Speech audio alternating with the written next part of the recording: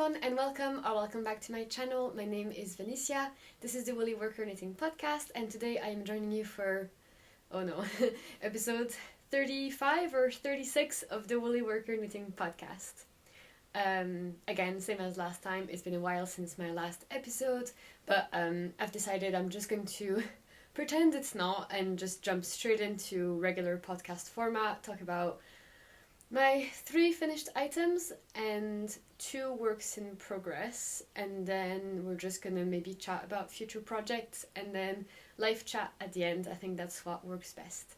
So yeah, I hope that you're looking forward to hearing what I've got to say. I have quite a lot of knitting done because it's been a while, and yeah, it's been going well with the project. So without further ado, let's just go straight into it. But yeah, if you have any questions about any of the projects or yarns that I mention, pretty much all the information will be in the description down below, like the links to the Ravelry pattern pages and stuff, and names of yarns and colours.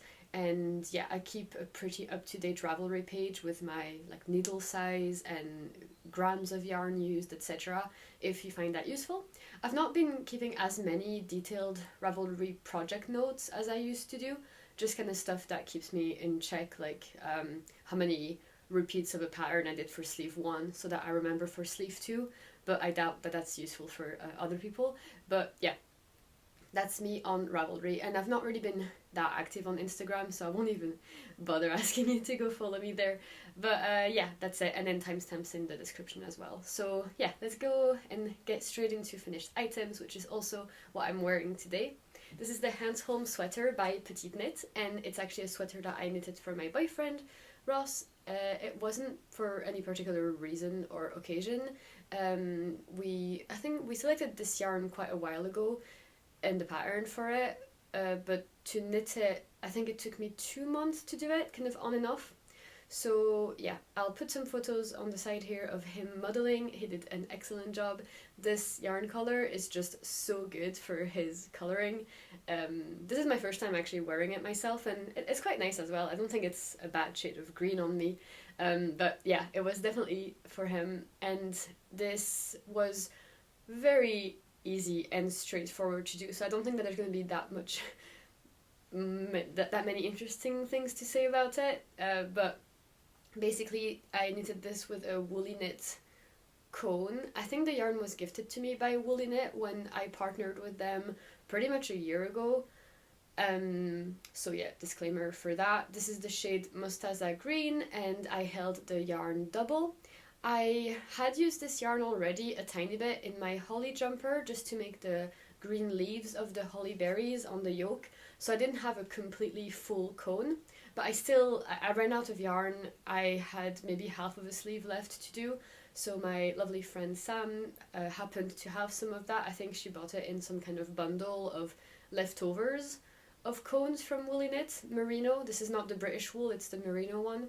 So yeah, I was really happy that I didn't have to go and purchase the whole cone just to finish it. So that's the thing with the Merino cones, or just cones in general from Woolly Knit. 500 grams is great for most women sweaters, and definitely for vests for all sizes.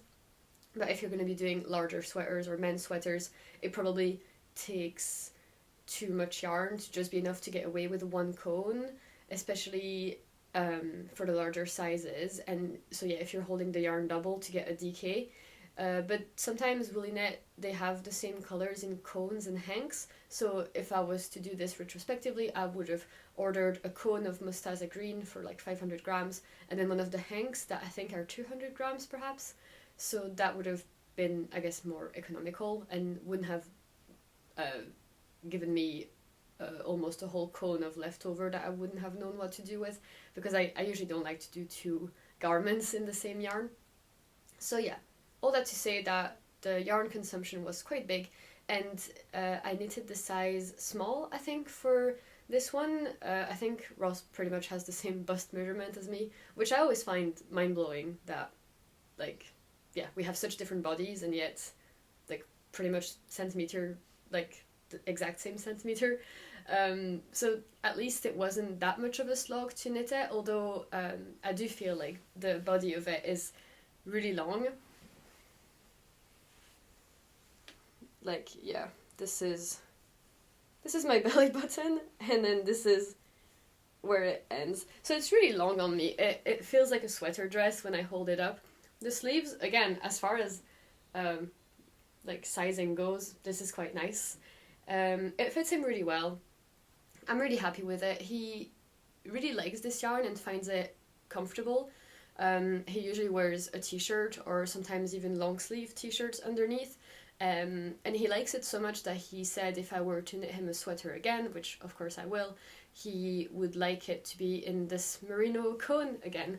But we kind of ran into a hitch because I guess we'll just talk about that. The next sweater that I want to make for him is the Moby sweater by Petite Knit. I showed him a bunch of cabled sweaters, and across the board he was just happy to go with the Moby sweater. I agree, I think it's a beautiful, beautiful cabled jumper. And the color he wants it is a navy blue. So we obviously went and looked at the navy blue of this brand, and my problem with it, so I have two problems. First, I think that it's too dark, and I'm worried that the cables won't show at all. Now, normally, I actually wouldn't even be worried that much about that, because I think sometimes there's something great about subtle texture and everything, and if we just did a big, dark, almost black cable sweater, I think it would be nice. But I just don't know if I'm 100% sure about that. And again, it would be quite a big amount of work, and they might not all show through the way that I wanted to. And if it was that on its own, I probably would go ahead with it. But my second worry is that this yarn is quite stringy, is the way that I can describe it. So it plumps up a lot when you block it. I'll try and show, I don't know if that'll tell you anything, but like, you know, there's no gaps or anything. It's all nice. I just wouldn't call this yarn round by any means.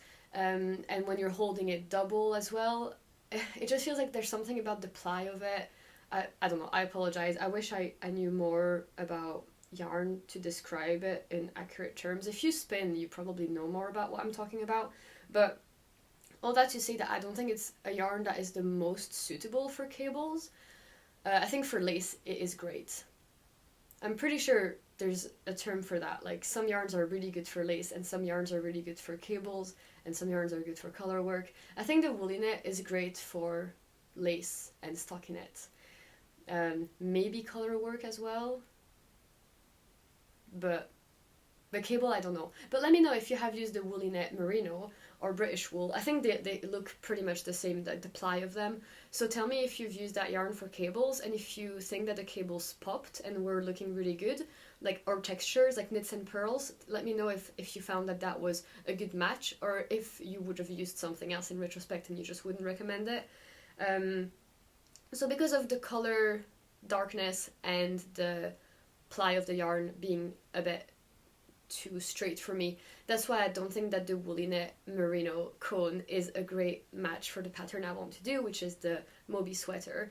So I went through my big stash of sweaters, looked at the different yarns, and tried to identify the ones that were the most like soft and like next to skin soft, that could match the gauge of the Moby sweater, which is kind of like a DK, maybe heavy DK. Like, doesn't she use Peargent or something like that? Peargent is absolutely out of the question for Ross and for me. So I found there's Filcanana Peruvian Helen wool. I have a couple sweaters that I made in that, and they have a nice selection of dark blues. I think Ross tried on one of those sweaters and he liked it. He just wasn't like, I think he liked it. It's definitely a contender. My problem with that one is that I think it's really heavy and warm, and I don't know if Ross's sensitivity like to warmth is like less bad than me. Like, I usually overheat quite quickly. So the Filcolana Peruvian Highland wool, I have a couple sweaters in that, and I never wear it indoors basically because it's just never actually cold enough. But I would almost wear it as a piece of outerwear, not in winter, but maybe in autumn. So I just don't know if it would just be overkill to knit a whole cable jumper, which again uses a lot of yarn, so I'm worried of the weight of it. It would just be too much. So that's why I'm not particularly eager to go with that option. And then the other one was Gilead from the Rerum Natura. Now I really like that one because it is really light. It's woolen spun, and they also have a gorgeous selection of blues. So the problem with that was that I didn't have any sweater in Gilead alone. I have one with Gilead and Surrey, but there was no point in filling that because it wouldn't be representative of what the Moby would be like. So I have a sweater quantity of Gilead, and I was planning to do one of the sweaters like for myself. It's actually a cabled sweater as well, so that would be great to see how the cables of the Moby sweater would appear with Gilead. So I just decided basically that I would knit that sweater first, have Ross try it on, and then if he likes the feel and the look of the cables, then we would go and purchase a sweater quantity of Gilead in one of the blues. I think it's one of the newer shades of it. I'll put the photo here because it's really a stunning shade, and Ross is really excited about it. So I think we're going to pretty much go with that option unless something goes terribly wrong. And then spoiler alert, I ended up casting on that jumper, and it is now like the yoke of it is finished, so I'll show you that when I'm done talking about the other finished items. But yeah, that was a bit of a tangent on future plans, but it's all to have, it's a summary of my process for thinking of the next Ross sweater that we're gonna do. But yeah, highly recommend the yarn and the pattern for the Hanstholm sweater. I did just a tiny modification, which is I just did a couple more body and sleeve increase rounds before like splitting than the size recommended, and that was just because I knew that Ross probably wanted a tiny bit more ease than the size had specified, but just not enough to switch sides over completely to like the next one. So yeah, that was just one of the very easy modifications to do with a raglan sweater. Okay, I think that's it for that one. The next one is a project I talked about last video. I think that I did that video in December, didn't I? So the December plan was to do this Advent shawl from a collaboration between Jink Fiber and Florence Sperling called the Gwen Mini Shawl. It was an Advent calendar that they did like 2 Advents ago, and I just bought the kit later on while it was reduced in April or something, and then I had Ross wrap the little mini skins individually, and I was kind of doing that as my own makeshift Advent this year. So something went terribly wrong doing this. I don't know what happened, but somehow Ross switched 2 of the blues together. So instead of having a cobalt blue, I got like a denim blue, and then vice versa. And it did affect the shawl like quite a lot, and when I discovered that, I was thrown off a lot. I really just like following instructions and following orders, and when designers do something a certain way, I just blindly accept that that's the vision, and you know, that like who am I to switch colors around. So yeah, I was a bit upset. I also didn't want to restart everything because I had already been cutting yarn, and I was on such a roll as well, like it was mid-December, mid-Advent. So yeah, that was not great, but I thought maybe the difference wouldn't be too bad. Like at first it was all I could see because it was the beginning of the shawl. I thought maybe once I would have gone past the halfway point and added all those additional sections that it would balance out and the difference wouldn't be as noticeable. And basically I just wanted things to still look balanced and proportionate color-wise and contrast-wise, basically. So, and in the end it did. I think it's obviously because I know that it's not the right order of the colors. I think part of me is still a bit bothered by this, but it looks great. It's a great shawl. It's really joyful, full of fun colors, and I will show it to you now. Yeah, absolutely. Just showing it here right now on camera, like, I think the stripes look balanced. I'll tell you what the difference would have been normally. So this big cobalt blue that you see in the middle with the gold, that was actually supposed to be used in conjunction with this light blue. And so this kind of faded out blue was supposed to be used here. So basically the big bold stripe of cobalt would have been here for like the little hashtag signs. Which in my mind I thought it's pretty much still central to the motif, like the fact that the big stripe is here as opposed to, as opposed to here in this area. Like we're talking 2 stripes difference. So yeah, I think it's gorgeous. My favorite stripe is this pink one. It's got like pink and magnolia. The name of the colors was also really nice. So the size of it is fun. I definitely blocked it and stretched it out to like really maximize the size of this, just so it like cover me basically, because it's not a scarf. It is kind of more of a wrap, and it is slip stitches and garter, so it did stretch out a lot. My least favorite bit was to go and weave the ends. I always do such a terrible job because I'm too paranoid about cutting it really close to the end, and then the end either unraveling or poking out on the other side. So I always leave quite like a significant little chunk, and it just doesn't look good. Like you can always see it on the wrong side. It was the same on my Birds of a Feather shawl by Andrea Mowry that also had stripes that you had to cut. So yeah, I don't like this wrong side of the shawl. But the other side, like even the wrong side of mosaic knitting looks nice. It's not floats per se, it's more like just slip stitches. Yeah, so other than that fiasco with the coloring, it was a lot of fun to do. It was extremely addictive and moreish to knit up because the sections themselves really didn't take long. Like towards the end, even if the rows kept on getting bigger and bigger, you could probably do one whole section in like 2 evenings of knitting, which is usually what I did. To be honest, I haven't actually worn this because first of all, I only weaved in the ends like a couple days ago. And second of all, I just don't know how to wear those things. But I kind of accepted that I enjoy knitting mini scarves and mini shawls, especially for hand-dyed yarns. I think it's such a fun way that is not socks to use one mini skein, is to do a mini shawl or a mini scarf. So I really enjoy knitting them. I just don't enjoy wearing them, but I decided that that's not enough to stop knitting them altogether, and I could just keep knitting the mini scarves and things like that because the process is enjoyable. The finished result, whilst not useful to me because I'm not gonna wear this out every day, is still bringing a lot of joy by just existing. And once I finish decorating this room, I'm going to be sort of displaying, hanging those things, like draping it on a chair or something, so I'll still be able to see it every day and I can rotate them around. But yeah, I really, really like this, and I'm glad I did it. It was such a fun project to do for Advent. I think I'm never gonna, well, never say never. I probably won't buy Advents that don't come with a pattern because it's just too stressful and there's too much pressure to not waste money and make good use of Advents, etc. You can't just like hoard them because that wouldn't bring me joy. So I think if I'm gonna buy Advents, I definitely want to do those ones from Jing Fiber because they come with a pattern that was designed for that.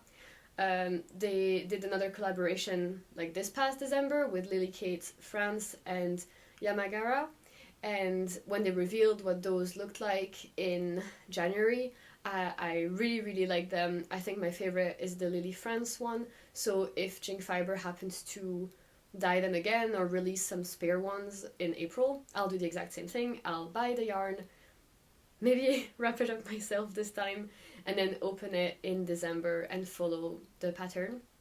Lily Kate made another scarf like that, so I think that's what I will do. She has also now released a cushion pattern, so I might also do the cushion one, not with an Advent, but just with yarn that I own. So yeah, all that to say that I recommend this pattern, recommend the Jing Fiber Advents.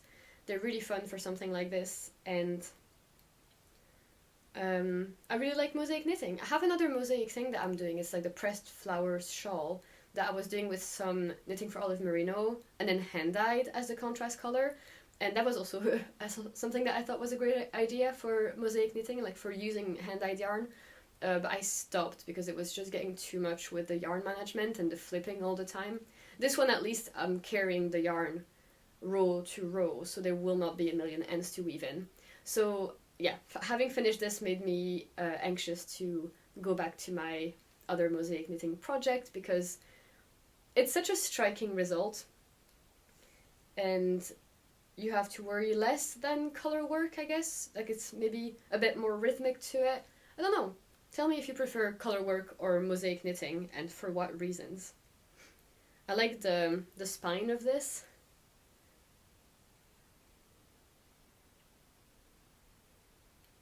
Okay, I will go get my last finished item. It is downstairs. Okay, the last finished item for this month is the... oh, what is it called?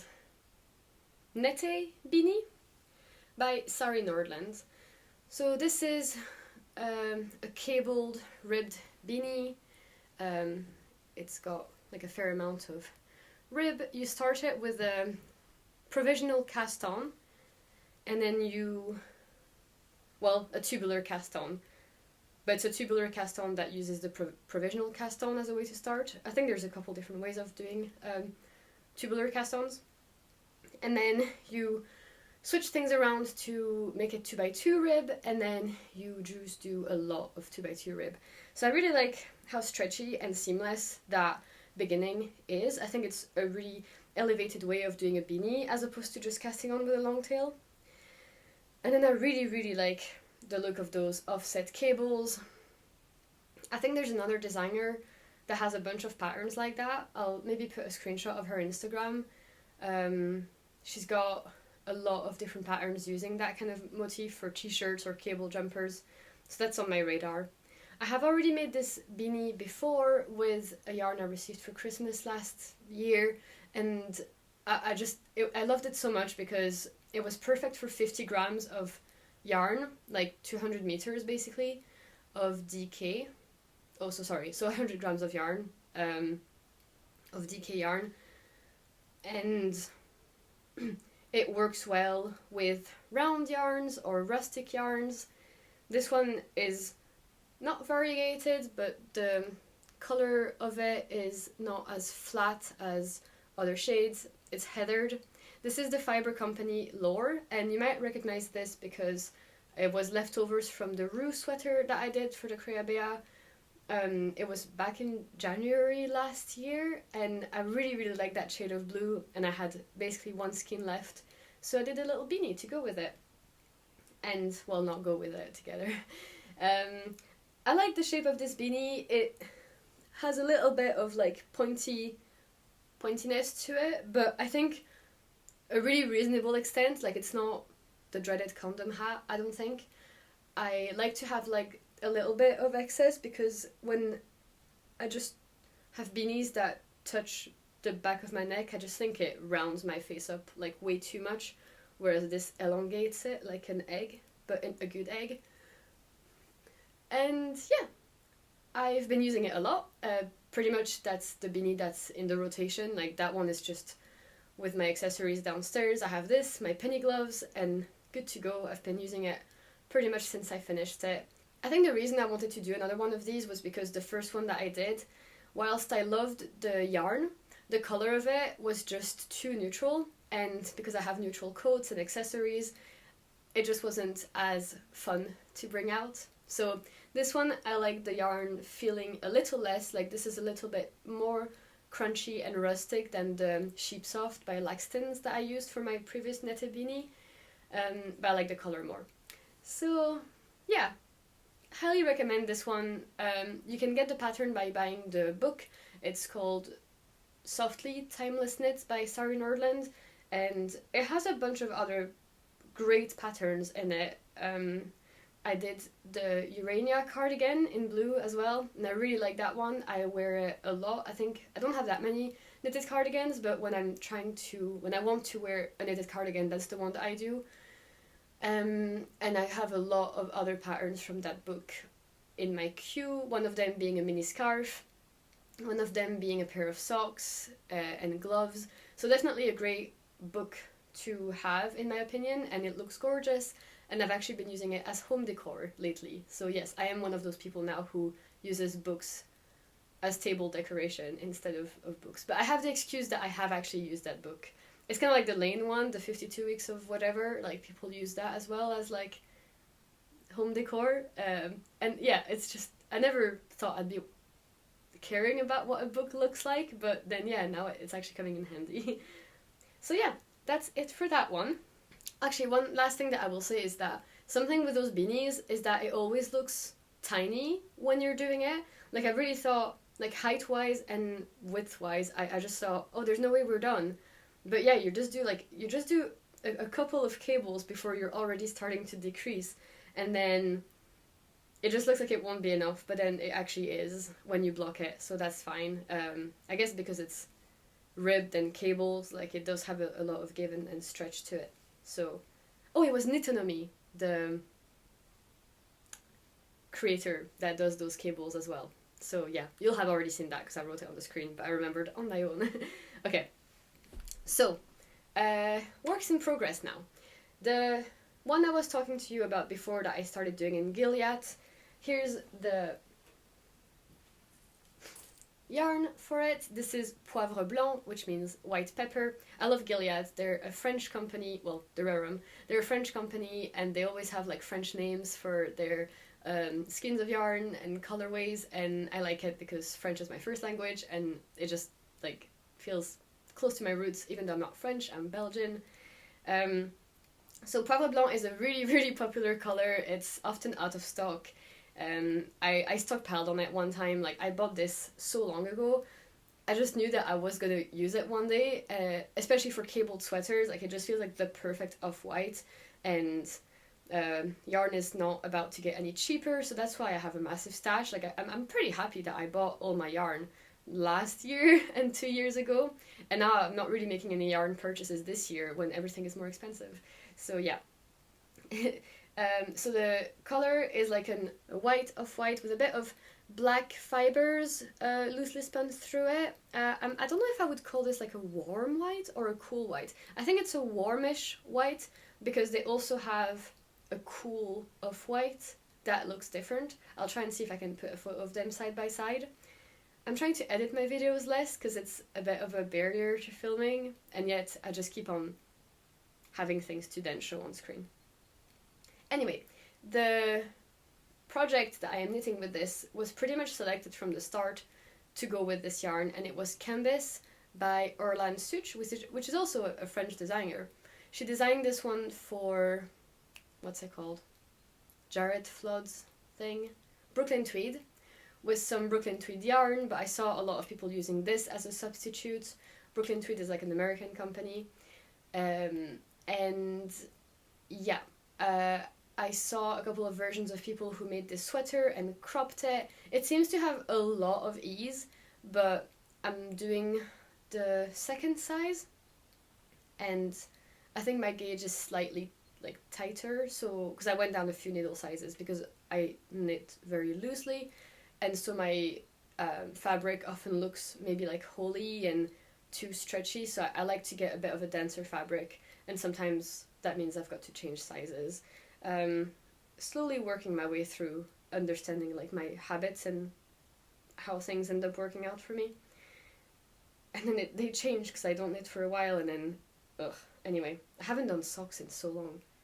So anyway, the project with this is the canvas, and it is a beast. I remember we had some renovations done at our house, so we spent a couple of weeks at Ross's mom's, and I remember being quite anxious about it because, you know, like, I wouldn't be in my comfort zone, I wouldn't have all my stuff with me, like, how would I spend the time, and blah blah blah. And so I decided to take on this difficult project so that it'd be quite like time consuming and energy consuming, so that I'd have something else to focus on as opposed to like my anxieties. So yeah, the first couple nights I was just working away on this, fighting for my life at every row. You're doing the short rows for the neck like flat, so having to reverse the cable chart while you're getting used to establishing it was quite hard. The pattern is really well written, so like it really is, and it doesn't have any mistakes, like row by row. There's a lot of charts though that you've got to combine, so I printed the charts. It was an uphill battle, and people in the comments of Ravelry seem to share that feeling, but it's really rewarding, and it does actually get intuitive at some point. But it worked, my strategy. I ended up not seeing the time fly by, not seeing the time go, and then I wasn't anxious anymore, and then I had started on this project, which I knew then I wouldn't be able to put off any longer. So without further ado, let's show you this beauty. I've put it on cable holders. So yeah, I've actually blogged this as well because I did want to try it. I've literally just split for sleeves. I have not tried it, so we'll see. It was a bit awkward to block because there's actually a cable here on the shoulder and in the center of the sleeve. So that's kind of awkward because you don't want it to lie too flat because then it'll like flatten, obviously. But yeah, so it looks like it's definitely not too large or not too small. I think it'll be quite fitted, which is kind of what I'm trying to do anyway nowadays, is not have too many mega oversized sweaters. Like this one, I was really worried that there was way too much ease at the underarm. Like in some photos you can see it's just kilometers of fabric, and I didn't really want that. I really like the middle cable motif. I did a video ages ago about cable sweater patterns that I liked, and as I was filming that and showing you through my selection of them, I realized that a lot of them had this in common, is that I liked it when, like, instead of having lots of cables, I like it when there's like one central cable or like two on the sides and then texture in the middle. So yeah, I think I've slowly discovered my precise taste in cable jumpers. Not much to say, I guess, apart from it was really hard at first, but then it's not. I think the yarn doesn't detract from the complicated pattern. I think the yarn is great for this texture. As you can see, there's like the cables in the middle, and then there's something that they call like the canvas like repeat here. It's like just knits and purls. It's really easy to do. I guess there are more knits than purls. I pretty much haven't touched this since I finished. Like I was working on this quite heavily, and then it came to a halt to block it. But I'm working on a couple test knits, so that's why I haven't worked on this. But I'm eager to continue because I want to, I guess, do the neck maybe next to give me a better idea of how it's gonna sit. I might not go for double folded, which I think it is. I think it has a little detail first, like a little lateral braid or something. I might just go for one single layer of rib and then finish with a tubular bind off, just to make it less heavy and chunky. But yeah, this weighs nothing. I think I've maybe used one ball of yarn, and so I've just joined a second. Okay, so the last work in progress I'm doing is a test knit for Jessie Made. It actually finishes in a couple of days, but I've not finished. I'm missing one sleeve. It was kind of a short deadline. I think it was 6 weeks maybe. And it was working up quite fast at the start, but then there were some issues where I had to then unravel quite a lot and then redo, and then it turns out that it was right the first time, so then I had to undo that again, and that really killed my motivation. And Jessie Made said it was okay if we didn't finish anyway, and yeah, I just got a little bored of it. I think the yarn as well, I might be not allergic to it, but like it is fluffy, and I think it gets in my nose, and it's a bit frustrating, and yeah, I'll do things in order. I'll show you what I've got.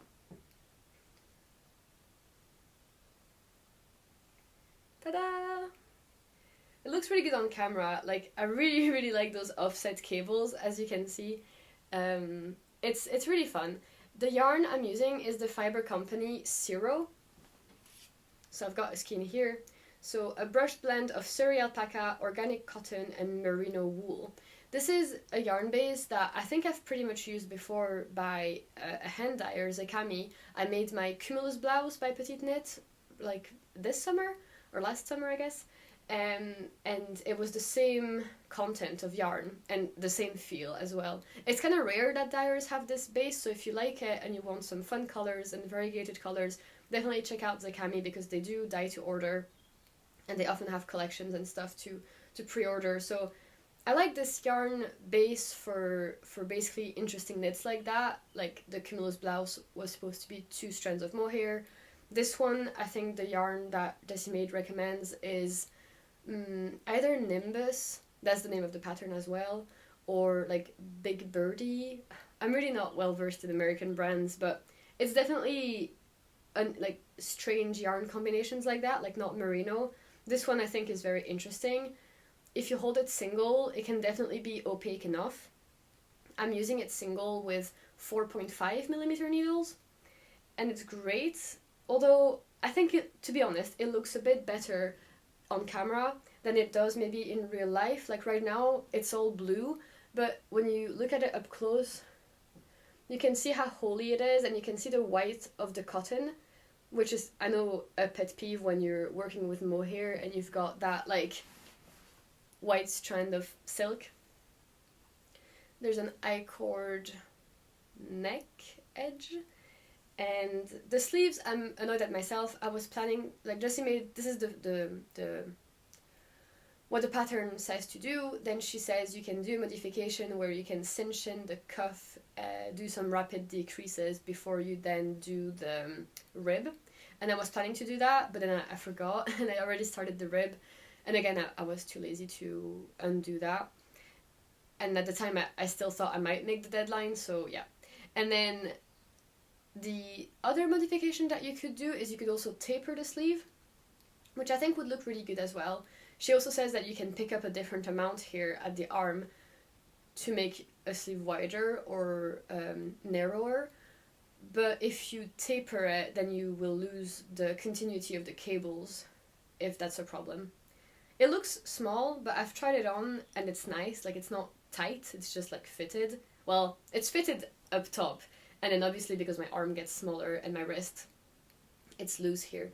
But I think this is quite a trendy item. It's also very cropped, so it's kind of nice that it has like loose sleeves, a crop feeling. Like, it's definitely something that might be hard to style, and it's kind of a lot of Jessie Made's patterns, not all of them, but a lot of them are quite trendy and look good in photos, but it might not be what you wear every day or like to work, although she has a lot of basics.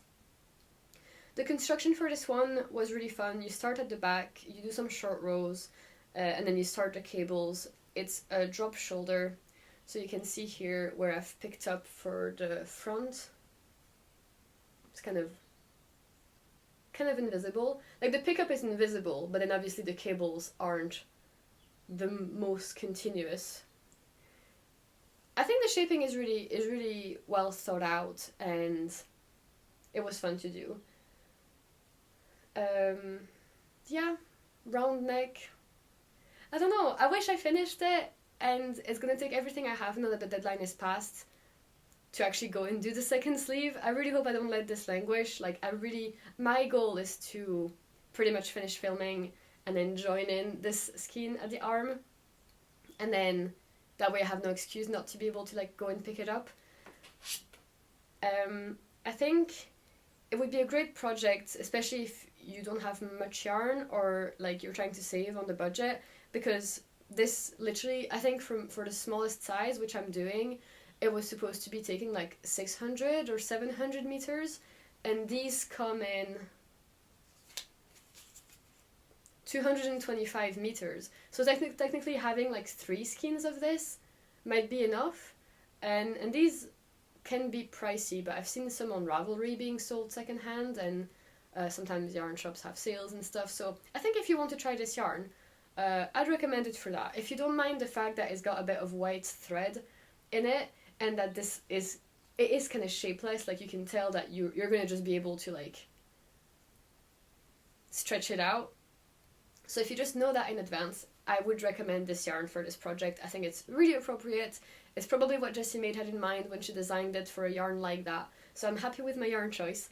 And again, I recommend Zakami for a hand-dyed version of this, because they have this kind of base, and they have lovely colours. So yeah, keep an eye out for when this pattern gets released. It's called the Nimbus sweater, and I can't wait to see the other versions of the other testers. It's like an email test group, so I've not actually seen anybody's version yet. Okay, so the next plan that I'm going to do is also a test knit, and it's a test knit for Rebecca of the Creabea. It's for the Cathy cardigan, and I've selected my yarn for it. It's going to be in Semilla Pura by BC Garn.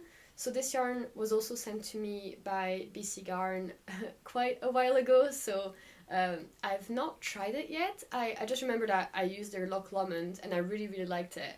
And they have quite a big selection of yarns. Like, they've got lots of summer yarns with linen and cotton. lots of wools, lots of natural colors such as this one, and also some dyed yarns.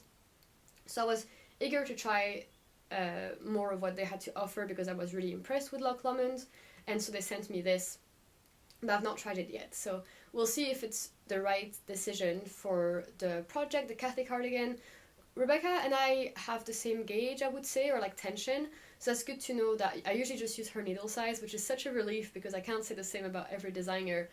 And then she's always encouraging people to use different yarn choices in their test knits. Rebecca uses like mohair and merino, and I try not to do that anymore. So this is pretty much a sport weight, I would say. So it's like 100 grams, 350 meters, so like a light sport, heavy fingering. And I think for me and my loose gauge, and this is cables and lace, so it'll stretch out, I think this is a right decision for something like a cable cardigan with this. The Cathy cardigan I definitely liked more than her Corin and what's the other one? Corin cardigan and the Lunan cardigan or something? No, it was a Lunan tee. She has another cardigan that is like kind of the same template but a different lace pattern. I never got the hype of those. For me, they just looked a little too crochet-y, but this one looks more knitted. So this is my personal taste, and that's why I signed up for this one. And I was also very eager to use my stash, and to that was the same for that one, by the way. Like I just had that in stash, which was for a different project. I had 5 skeins of it, and now I've used 3, so I've got 2 more of Zero. If anybody wants them, message me. But I am using all my stash, which is great and satisfying, and I don't think I had a project in mind for that one. I just had like 3 skeins, which should just be enough for like a cropped cardigan. I'm obviously aware of the struggle trying to make this kind of like lacy, holey wool cardigan. Will it be warm? Will it be for dresses? Will it be for autumn or spring? I think the idea is like it's a spring cardigan, but living in Scotland, it's been cold all the time, especially last summer. I didn't get to wear like skirts and dresses like almost ever, which was just insane because I have such high hopes for knitted cardigans with dresses, but I just might have to accept I don't live in the climate that allows those kind of outfits. But I have bought a few clothes in the January sales, and I think this is why I signed up for this test knit, is that I could see how this cardigan really would fit with all of those new clothes that I bought. So, well, the weather is insane. Like, you've obviously been noticing it's been like sunny in and out, and now it's pouring down with rain. Yeah, so I think, so this is really a purposeful test knit. Like, I want this cardigan in the wardrobe because I literally have clothes for it. The test knit finishes in April. It has already started ages ago because Rebecca has like massive test knit windows, which is great because then I could focus on the first test knit and then do this one. I obviously wasn't necessarily expecting to be accepted into both test knits at once, but then of course I did, so that was a bit stressful. But yeah, now I can do this one and then not do test knits for a while. No swatch to show you, sadly. So I think that's it for all the projects. I'm really sorry. I feel obviously like my focus has decreased and my stamina for podcasting is not what it used to be. But that's pretty much the plan for next, is like obviously finishing that canvas sweater, probably doing the Moby at some point. Like I don't have the yarn quantity for it, so that'll be a purchase. I'll get some blue Gilead, and then keep using my stash. I have maybe, yeah, I might do a video where I talk about like my make 9 or like plans for the year, all from stash.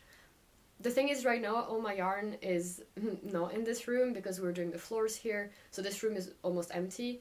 My yarn is in storage, in a different room, in boxes, and I just don't have it in me to go in there and dig like 9 projects worth of knitting and go and put it all back. So until things calm down here, I will not be able to make a video showing my stash and my plans, but I want to do that. So maybe I'll just not spoil that, and you'll see when I make that video. So let's just talk about life update then. So yeah, it's been going so and so. There were some downtimes in January. Felt a bit down because of maybe like seasonal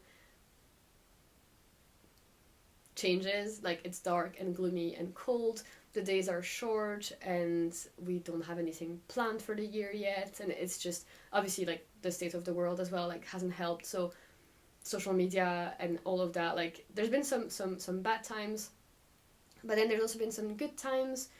We went rock climbing for Valentine's Day, and that was fantastic. I think we're definitely going to try and do that again.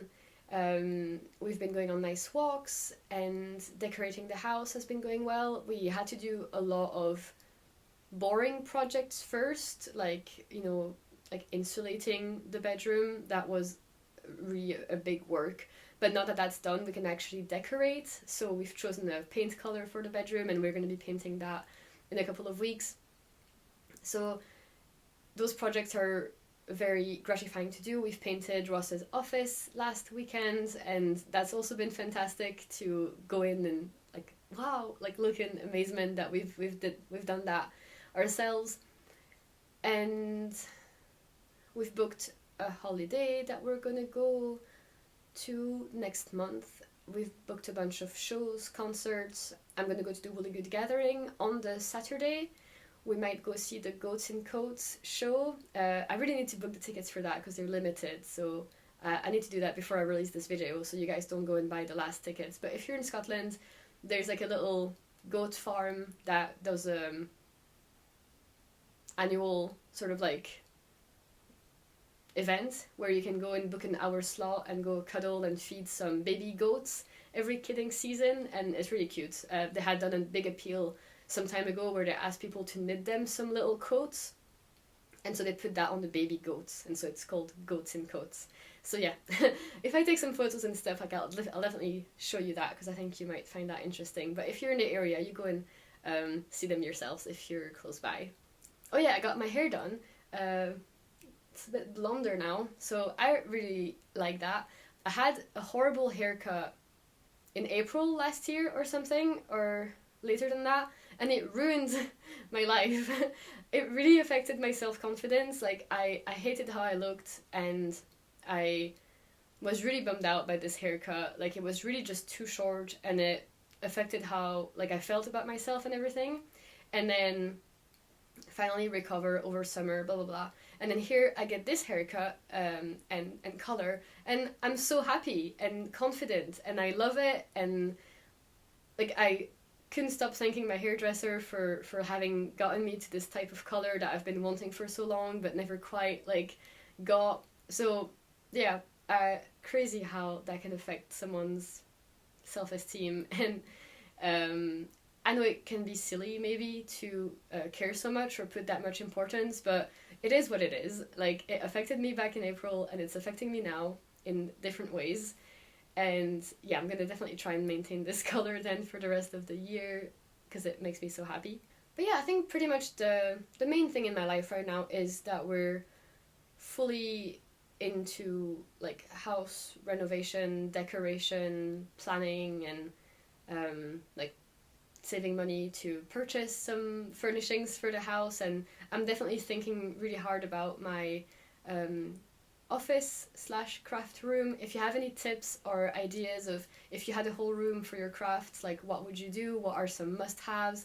I'm thinking definitely like a big shelf for all my yarn, maybe a dresser for my knitted sweaters to have them all in the one place, like a yarn wall with like some like pegboards or something, or like the yarn swatches. So let me know what other ideas you guys have, or if you have any photos, like send them to me on Instagram. Like, if you have your own craft room, I'd love to see that.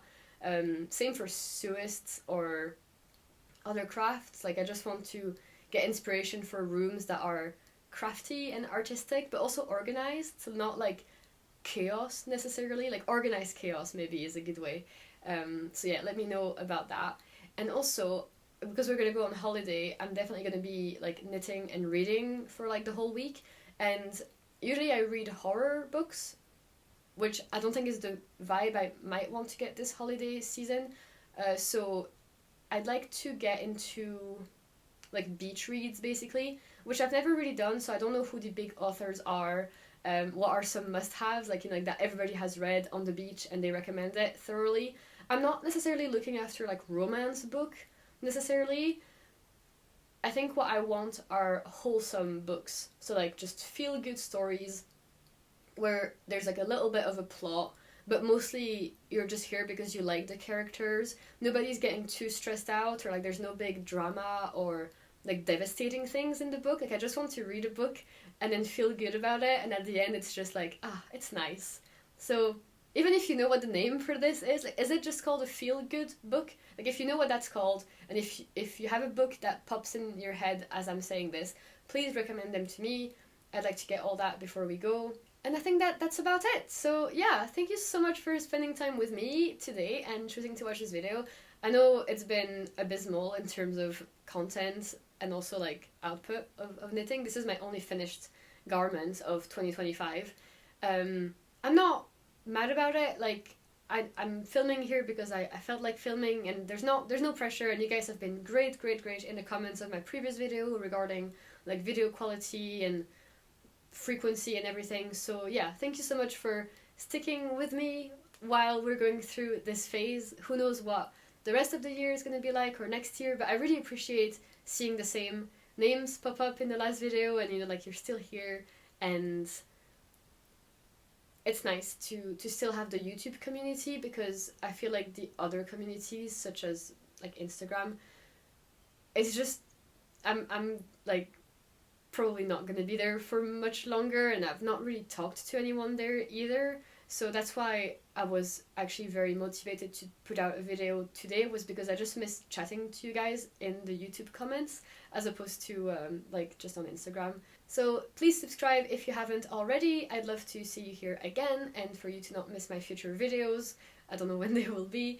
Let me know if you have any video requests or ideas. I have a big list of things that I've always been meaning to do, but if there's something that you guys have been like dying to see, let me know, and that could be inspiring to go and film again before I have more finished items to show you for next time.